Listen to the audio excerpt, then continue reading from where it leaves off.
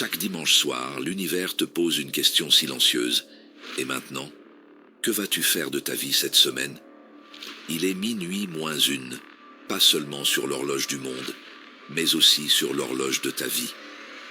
Une nouvelle semaine s'apprête à commencer. Un nouveau chapitre, 7 pages blanches. Et toi, le stylo en main. Mais avant que le tumulte du lundi ne te happe, avant que tu ne sois aspiré dans les urgences, les notifications, les « je n'ai pas le temps », pose-toi une seule question. Es-tu prêt? Pas prêt à survivre, mais prêt à dominer. Pas prêt à réagir, mais prêt à choisir. Pas prêt à courir partout, mais prêt à marcher avec puissance, dans une direction claire, avec une vision ancrée. Tu vois, la majorité des gens traversent leur semaine, comme on traverse un champ de mine. À l'aveugle, ils se lèvent sans but, ils travaillent sans vision, ils parlent sans intention, et à la fin, ils soufflent, sans avoir construit, juste survécu. Et ce mode de vie devient leur normalité, une spirale de jours vides, d'actions mécaniques, de décisions bâclées, de fatigue constante. Mais toi, tu es différent. Sinon, tu ne serais pas ici. Et c'est que quelque chose en toi refuse cette vie au rabais.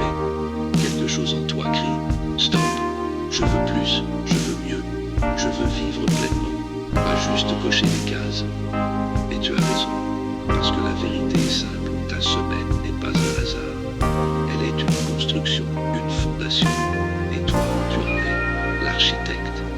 Alors, laisse-moi te poser cette question, une fois encore, mais différemment cette fois. Comment veux-tu que ta vie évolue cette semaine? Imagine un instant que chaque jour soit un levier, que chaque matin soit une opportunité et que chaque heure soit une graine de progrès, de discipline, de victoire ou d'échec, d'oubli et de distraction. C'est là que tout commence, dans ce moment de conscience, juste avant que la semaine ne commence, avant que le monde ne t'impose son agenda, avant que les obligations n'étouffent ta volonté. C'est dans ce silence intentionnel du dimanche soir que les champions naissent, les leaders, les bâtisseurs de leur propre réalité.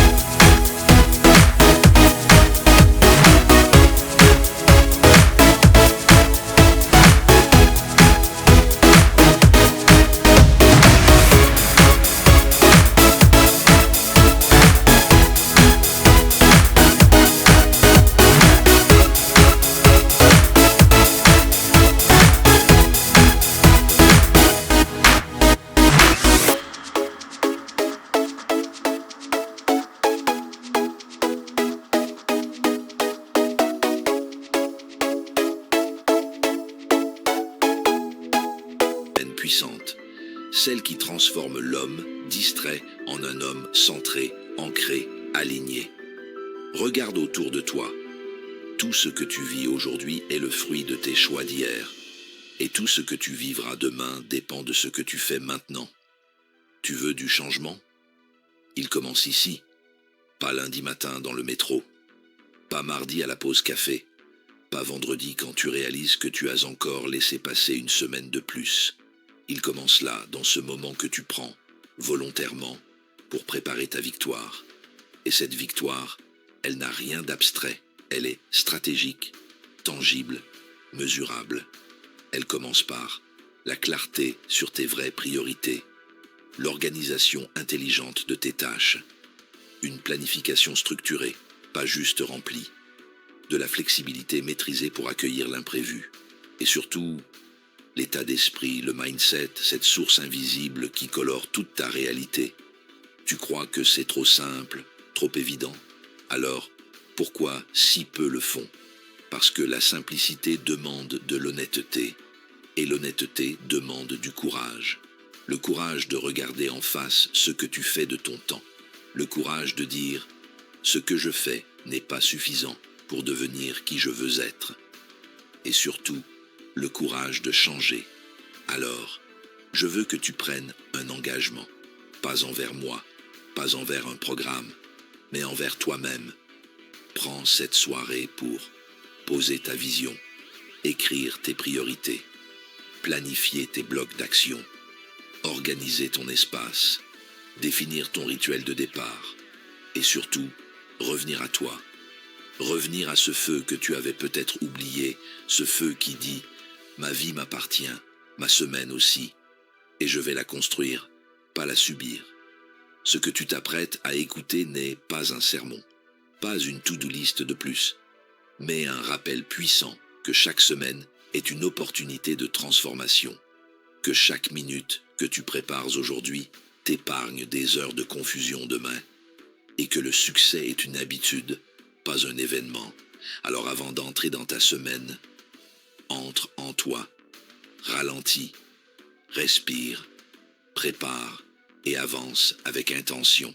Parce qu'à partir de maintenant, tu ne laisseras plus ta semaine te contrôler, tu vas la maîtriser. Alors, si tu es disposé à aller au bout de cet enseignement, je t'invite à ouvrir ton esprit et te concentrer en coupant toute distraction pour bien appréhender ce qui va suivre. Alors, si c'est fait, commençons. Avant d'entrer dans une nouvelle semaine, je veux que vous y réfléchissiez. Comment voulez-vous que cette semaine se déroule? La plupart des gens ne s'en préoccupent pas. Ils laissent simplement la semaine venir à eux. Ils se lèvent le lundi matin, et quoi qu'il arrive, aucun plan, aucune préparation, aucune stratégie. Et puis, ils se demandent pourquoi les choses ne se passent pas comme ils le voudraient.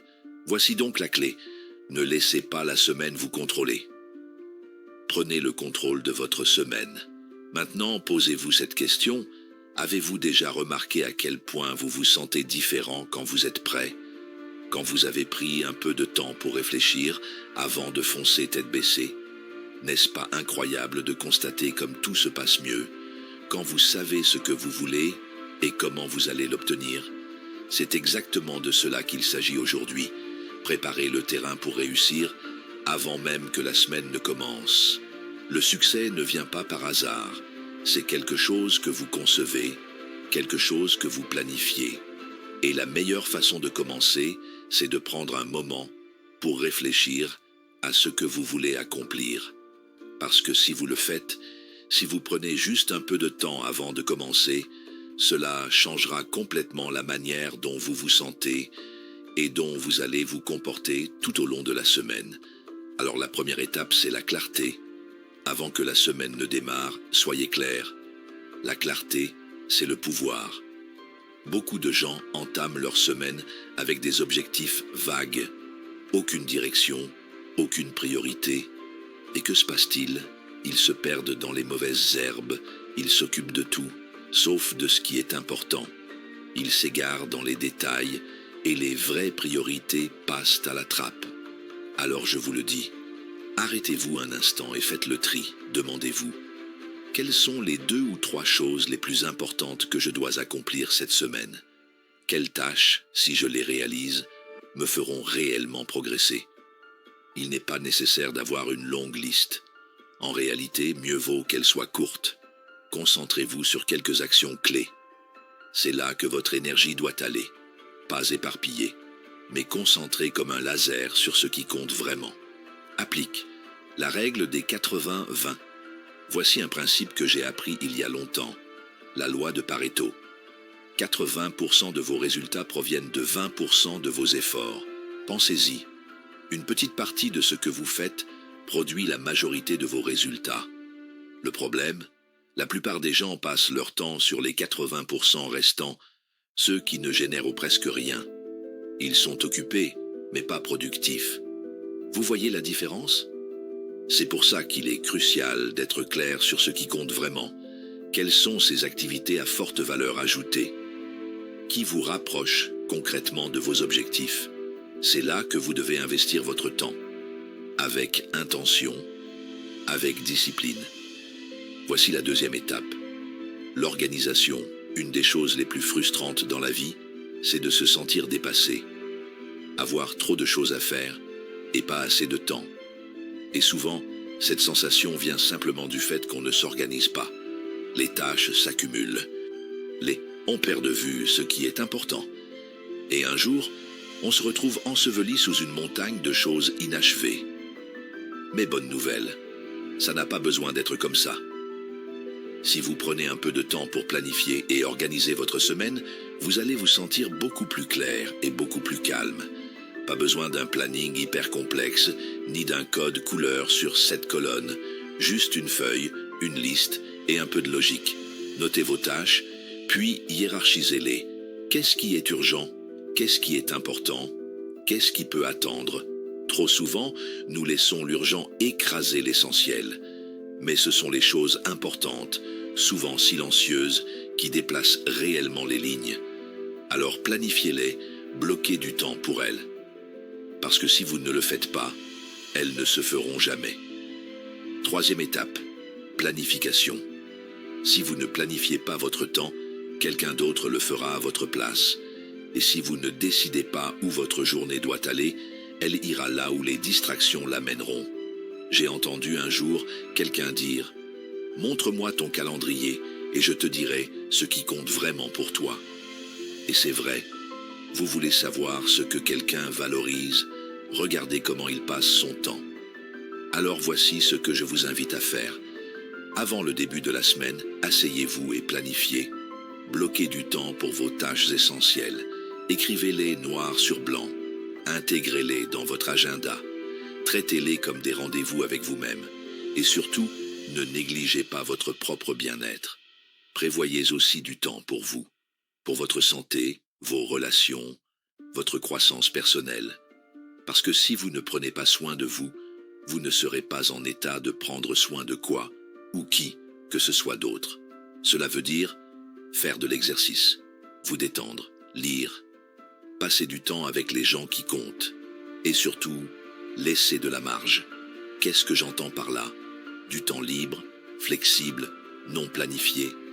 Parce que les choses ne se passent jamais exactement comme prévu.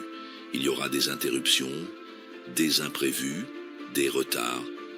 Si votre emploi du temps est blindé de A à Z, le moindre grain de sable vous fera dérailler. Mais si vous avez prévu une marge, vous resterez maître du jeu. Vous pourrez ajuster et continuer d'avancer sans stress. La dernière étape sera d'adopter le bon état d'esprit. Parce que je vous le dis, votre attitude détermine la qualité de votre semaine. Si vous démarrez en pensant à tout ce qui pourrait mal tourner, vous allez attirer exactement ça. Mais si vous commencez avec une attitude positive, si vous cherchez les opportunités plutôt que les obstacles, tout change. Je ne parle pas ici d'un optimisme naïf, mais d'un choix délibéré de focalisation. Ce sur quoi vous vous concentrez grandit. Focalisez-vous sur les problèmes, vous en aurez davantage. Focalisez-vous sur les solutions, vous en trouverez. Et pour ancrer cet état d'esprit positif, il y a une pratique puissante, la gratitude. Prenez un moment chaque dimanche soir ou lundi matin pour écrire 3 choses pour lesquelles vous êtes reconnaissant. Juste ça. Ça vous ramène à l'essentiel, ça calme et ça ouvre l'esprit. Maintenant, en résumé, avant que la semaine ne commence, il faut clarifier vos priorités. Quelles tâches vont réellement vous faire progresser? Organisez-vous, décomposez-les, hiérarchisez-les, planifiez votre temps, bloquez du temps pour l'essentiel et pour vous. Laissez de la marge. Intégrez de la flexibilité pour mieux gérer les imprévus. Choisissez le bon état d'esprit. Démarrez avec gratitude. Attendez-vous à vivre une bonne semaine. Je vous le dis, si vous faites ça, semaine après semaine, vous allez ressentir plus de contrôle, plus de clarté, plus de progrès. Et c'est ça, le vrai succès. Pas la perfection, mais le progrès constant. Prenez le temps de vous préparer et observez comment votre vie commence à changer. Alors voilà, tu es arrivé au bout de cette vidéo. Mais en réalité, tu es seulement au début de quelque chose de beaucoup plus grand. Ce n'était pas juste une vidéo, c'était une conversation intérieure, un miroir, un appel silencieux à reprendre le contrôle de ta trajectoire. Pas de promesses magiques, pas de recettes miracles, juste une vérité simple mais puissante. Ta vie ne changera pas si tu continues à aborder chaque semaine comme un accident. Tu veux des résultats concrets, des progrès visibles, des victoires personnelles, professionnelles, mentales? Alors, tu dois construire ta semaine comme un stratège, avec méthode, avec clarté, avec rigueur et avec foi en toi. Parce que ce que tu choisis de faire avant que la semaine commence détermine tout ce que tu vivras pendant. Réfléchis-y une dernière fois. Combien de semaines t'as-tu laissé glisser entre les doigts? Combien de fois t'es-tu réveillé vendredi avec ce goût amer du « j'aurais pu faire mieux » ? Et combien de fois as-tu promis « la semaine prochaine, je ferai différemment » ? Eh bien, cette semaine-là, celle du « je ferai différemment », elle est arrivée, elle est là, et tu es prêt. Ce que tu viens d'apprendre ici, ce n'est pas un simple rituel du dimanche soir, c'est un mode de vie, un engagement envers ta propre excellence, un refus d'errer, un choix de bâtir, et ce choix se manifeste chaque jour.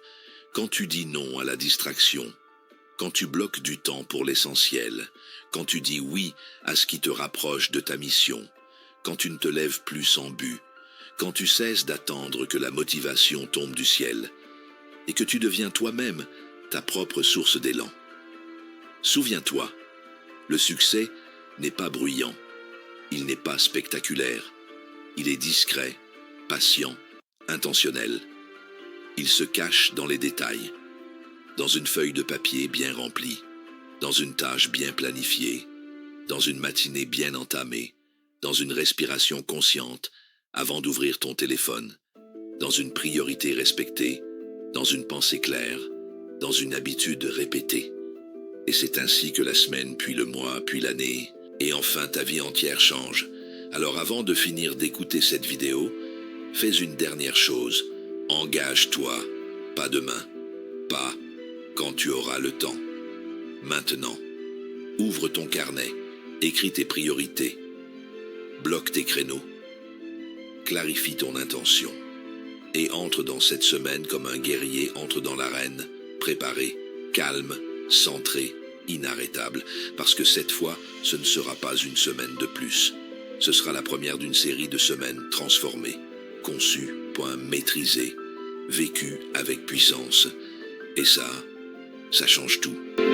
Et je t'exhorte à mettre en pratique ces enseignements.